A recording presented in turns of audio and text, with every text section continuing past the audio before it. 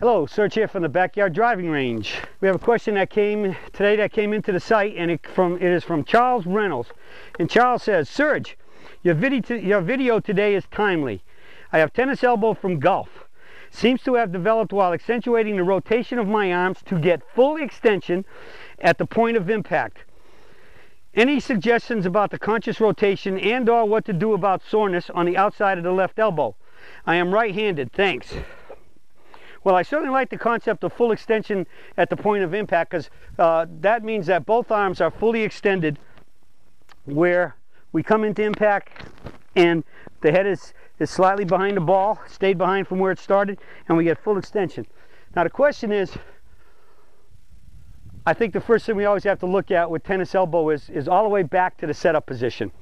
Now we know that because we swing a golf club as like a rock on the end of a string, which is the creating centrifugal force. The key is that the string has to stay the same length to be able to be at address and return the rock, the club head, with the string back to the ball to hit it correctly.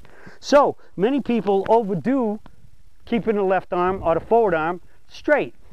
And so what they do is instead of just having it hang natural, like if you shake hands, whether you just put your hand out to shake hands, you don't put it out and stiffen up the elbow, lock it up, hyperextend it. You just put it out, because if you hyperextend it, that automatically does what? It raises the upper arm and the shoulder, and it actually lowers and arches down the wrist. And in terms of your left hand, if you do that with either arms, it rotates them outward. Now, the point is if the left hand is rotated outward this way with a grip, that also pulls the right hand a little bit that way, and that is the exact opposite way that the hands have to rotate to go into the catcher's mitt and up the tree. So that alone is going to put you out of position and have to force you to make more rotation. Okay? So the key is just go down natural like you're shaking hands. Right there, just put your left hand out. If you're a right-handed, put your left hand out, which is your lead arm, your forward arm, and just drop it down and put the club in it, and that's where it's supposed to be. Relatively straight. Now, once I take the club back and I rotate it in the mitt and up the tree, I can allow a little flexation, but we can't allow bending. So we squeeze tight with the last three fingers of the left hand, the bottom three fingers of the right hand. Grip pressure would be on a scale of 1 to 5, a 3 right in the middle, like a good firm handshake.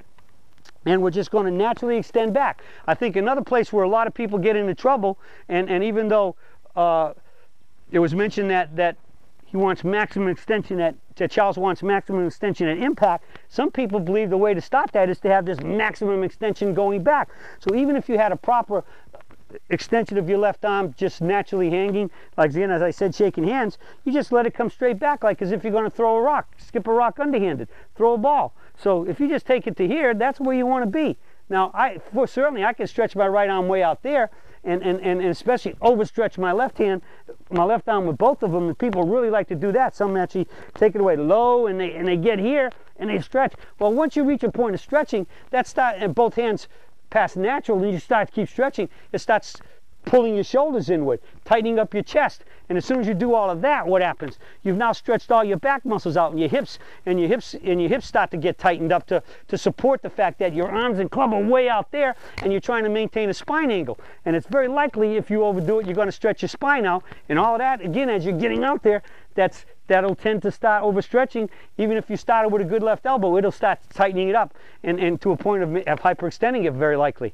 So I think many of your issues at the extension at impact started probably before that. Now, another thing that I think is critical to talk about is that you do have the pain on the outside of the elbow. Some have it on the inside. Now, sometimes if we're practicing too much, especially if we've been inactive for a while, and you start practicing too much, you can just start getting achy from overusing it. I know for myself, back in the heydays when I really used to hit a lot of balls, which was 20 years ago, I could hit as many wedges to 3 woods as I want. I could stand there and hit 3 woods all day. But if I started hitting more than about 25 or 30 drivers, my elbow started hurting every time. And as soon as it hurt, that was it. I stopped if I hit that many. So I guess luckily I've been blessed as being a good driver of the ball. I don't have to hit that many. But we have to listen to our bodies. And so if your elbow's starting to hurt, there's a couple things you have to look at doing. Put some heat and or cold off and on with them. Get some of those rubs that you can put on the deep heat stuff that can help the muscles. Put it and so you do those kind of things, heat and ice off and on, and maybe you're gonna have to take a couple days off. And if it keeps coming back, you might have to go see a physician and see what's going on. But if it's just basically the aches, it could definitely be overextension and over practice. And so you might have to cut that down.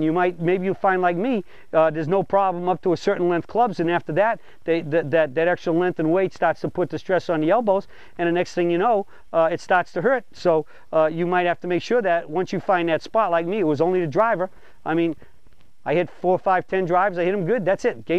Practice over with the driver. Another thing I think that's important is, believe it or not, and I used to wear copper bracelets a lot, and I still have them. And if my elbow starts to hurt, I put that copper bracelet on and do the heat and stuff on it and the ice. And I'll tell you what, for me, historically, in all the years I've been playing golf, and I've been playing golf now for basically 51 years, the copper bracelet works magic for me.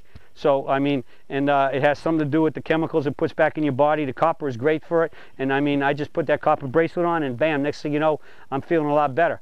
Now, a lot of people don't like to wear copper bracelets because in the summer where it's hot, it'll turn your wrist green. But I figure that's a little price to pay for getting rid of the pain.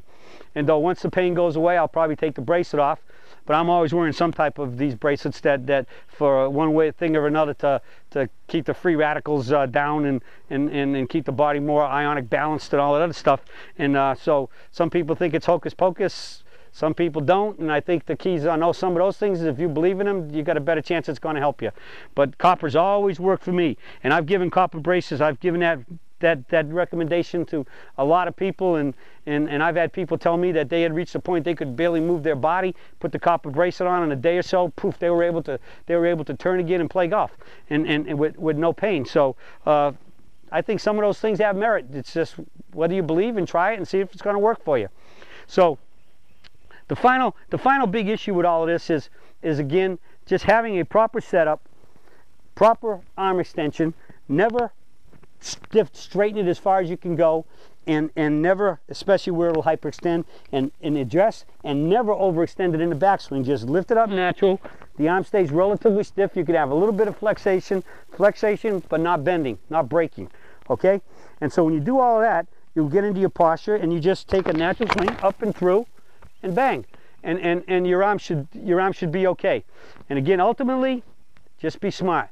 If you're starting to get pain, elbow, anywhere, wrist, neck, back, whatever, time to back off a little bit, do some medical stuff. You could take some of those ibuprofen type tablets, Advil or whatever, to help it out. But I'm always scared of taking too many of those, because they can start masking the pain and you don't feel it as bad, and you think things are great, but the issue's still there.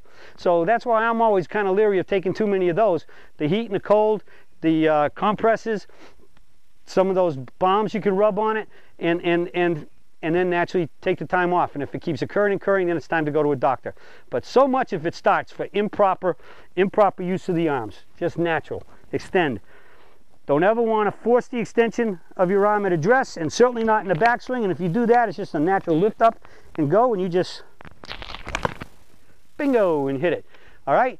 So take a look at that, and I think all these issues should help you out, and get rid of that tennis elbow, or golf elbow for that point, since you're playing golf. Okay, well, that's it for the search for today, and I'll be talking to you all again soon.